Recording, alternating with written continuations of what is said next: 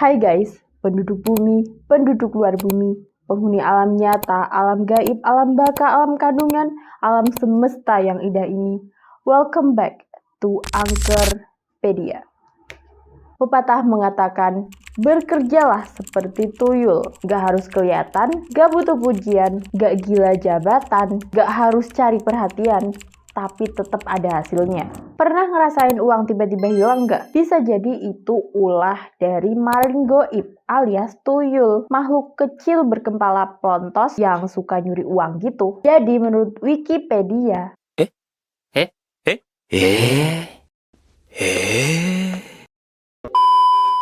kok langsung dibahas sih? Kalian kan ada yang belum subscribe, jadi subscribe dulu lah ya. Kalau udah, now let's get to the story. Oke. Jadi menurut Wikipedia, tuyul adalah makhluk halus berwujud orang kerdil atau anak kecil dengan kepala gundul yang dipercaya dapat mencari uang untuk tuannya, untuk majikannya. Nah, mitos mengenai setan gundul pencuri uang ini sebenarnya sudah ada sejak 1890-an. Namun istilah tuyul sendiri baru muncul setelah tahun 1929 ketika krisis ekonomi depresi besar melanda Indonesia, khususnya di Pulau Jawa. Tuyul merupakan fakta yang banyak dipelajari oleh sejarawan karena masih dipercaya oleh masyarakat modern sampai sekarang.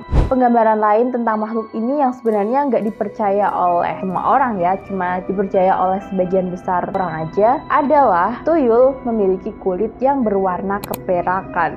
Bersifat sosial, dalam artian tuyul ini ada yang berperan sebagai masyarakat, ada juga yang berperan sebagai pemimpin. Jadi mirip-mirip kayak manusia. Dan juga bersuara seperti anak ayam. Nah, kata sejarawan sih, tuyul muncul ketika masyarakat, kayak yang tadi udah aku bilang, sedang dilanda krisis ekonomi depresi akibat kesenjangan sosial yang terjadi antara kalangan masyarakat agraris dan juga tuan tanah serta pedagang. Nah, karena mereka ini khususnya yang masyarakat kelas bawah nggak punya cukup power atau uang, maka mereka menempuh jalur goib. Salah satunya ya lewat tuyul ini. Sejarawan bernama Peter Baumgart menyebut penemu tuyul pertama kali adalah Clifford Geertz. Buset dah, udah kayak penemuan apa aja ya ada penemunya. Geertz adalah seorang ahli antropologi asal Amerika. Menurut Peter, Geertz adalah salah satu sarjana yang pertama kali memberikan gambaran secara rinci tentang tuyul, mulai dari kegiatan, siapa yang memiliki, dan juga cara mendapatkannya. Nah, asal-usul tuyul sendiri sebenarnya masih simpang siur, guys. Jadi ada beberapa versi tentang asal-usul tuyul ini. Versi yang pertama adalah tuyul berasal dari janin bayi yang meninggal. Ada yang bilang janin bayi itu belum lahir atau keguguran. Ada juga yang bilang kalau janin itu sudah berbentuk bayi, jadi sudah dilahirkan lalu meninggal dan menjadi tuyul gitu. Mitos yang kedua adalah tuyul berasal dari sperma yang dibuang di kamar mandi, sehingga terbentuk menjadi tuyul gitu. Nah, mitos yang terakhir atau mitos yang ketiga adalah tuyul dipercaya berasal dari roh manusia yang sudah meninggal, yang sedang dalam proses transisi atau migrasi ke alam gaib atau alam jin. Tapi aku sendiri lebih percaya ke mitos yang pertama sih guys. Soalnya tuyul itu kan makhluk kecil atau makhluk kecil kayak anak kecil gitu kan. Jadi masih agak nyambung gitu. Nah, tapi proses peralihan dari roh bayi yang sudah meninggal ke medium tuyul itu nggak instan guys. Jadi nggak langsung berubah menjadi tuyul, melainkan harus melewati beberapa tahap terlebih dahulu. Jadi seorang paranormal harus melakukan ritual dan menyiapkan ajian-ajian tertentu untuk menciptakan tuyul. Iya guys, tuyul itu nggak diciptakan atau nggak terbentuk secara alamiah, jadi harus ada yang menciptakan terlebih dahulu. Nah, terus kenapa dong hantu anak kecil kok malah disuruh mencuri, bukannya dididik dengan baik dan benar gitu? Jadi ini tuh masih berhubungan dengan asal-usul leluhur tuyul itu sendiri. Nah, menurut masyarakat Jawa, zaman dulu tuh ada hantu yang mirip-mirip sama tuyul, namanya mentek. Nah, mentek inilah yang bisa dibilang sebagai asal muasal tuyul. Karena memang hantu ini tuh memiliki kemiripan terutama dalam hal pandai mencuri seperti tuyul. Tuyul ini dapat diperkerjakan oleh seorang majikan manusia untuk alasan tertentu, terutama mencuri uang untuk pesugihan. Biasanya orang yang memelihara tuyul adalah seorang pria yang beristri. Kenapa harus spesifik banget beristri? Karena tuyul itu kan masih bocil, jadi masih membutuhkan ASI. Gak bisa tuh, gak ada yang namanya sufor untuk tuyul. Jadi harus murni. Nah, ASI itu didapat dari istri majikan atau owner dari si tuyul itu. Dan biasanya mereka tuh membelinya dari seorang dukun, tapi tuyul juga bisa habis masa kontrak dan setelah itu akan dibuang begitu saja. Sebenarnya memelihara tuyul tuh sangat berbahaya bagi si owner itu sendiri, karena memang segala keinginan dari si makhluk halus tadi atau tuyul harus dituruti. Ya maklum lah ya, namanya juga anak kecil dan gak main-main guys. Tuyul memiliki salah satu permintaan yang harus dikabulkan, yaitu tumbal manusia sebagai korbannya. Tumbal itu bisa berupa kerabat, teman, atau bahkan yang menumbalkan pembantu mereka.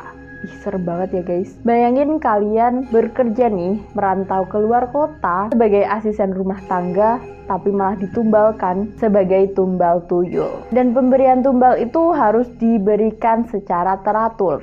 Entah beberapa tahun sekali atau beberapa bulan sekali, aku kurang tahu ya guys.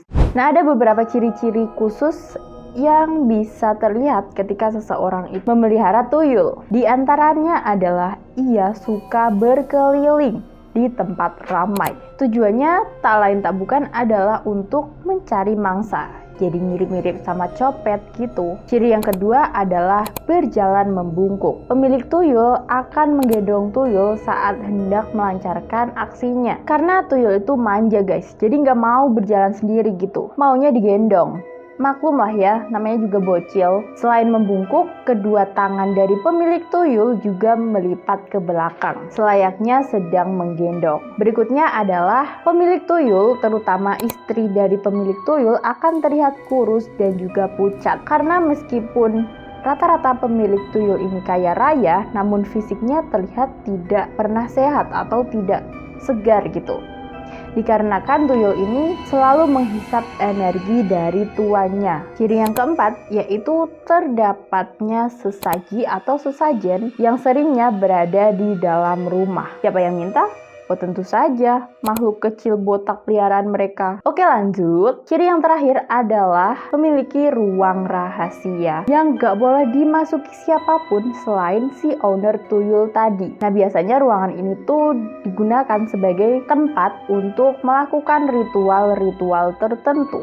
Tapi tenang ya guys, kalian gak perlu takut uangnya habis dicuri tuyul. Karena untuk menangkal tuyul ini sebenarnya sangat-sangat mudah. Biasanya orang-orang itu memasang yuyu atau kepiting yang hidup di sungai, jadi kepiting air tawar yang ukurannya kecil, di sekitar tempat penyimpanan uang mereka. Terutama pedagang-pedagang yang ada di pasar biasanya menggunakan cara ini. Ada juga yang menambahkan kacang hijau untuk mengecoh tuyul. Karena tuyul itu sebenarnya anak kecil yang mudah untuk distract. Dan dengan adanya yuyu dan juga kacang hijau, ia akan lebih fokus untuk bermain dengan kedua mainan tadi ketimbang melaksanakan tugasnya. Cara selanjutnya adalah meletakkan cermin, jarum, bawang merah. Aku nggak tahu seberapa powerfulnya bawang merah. Kenapa banyak banget hantu yang takut nih sama bawang merah? Karena bawang merah ini bisa bikin mata perih, terus hantu-hantu jadi nggak mau nangis. We never know. Dan tips yang terakhir adalah jangan pernah sisakan makanan kalian. Jadi kalau makanan kalian sisa, lebih baik langsung dibuang aja gitu. Jangan disimpan di wastafel. Selain jorok, itu juga bisa mengundang tuyul. Jadi gimana nih pendapat kalian tentang hantu satu ini? Apa kalian berminat untuk memeliharanya? Jangan ya guys. Hah? Kaget, astagfirullahaladzim. Klik yang di bawah ini untuk beli tuyul.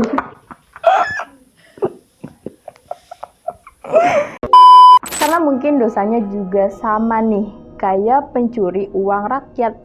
Diam ya guys, jangan keras-keras.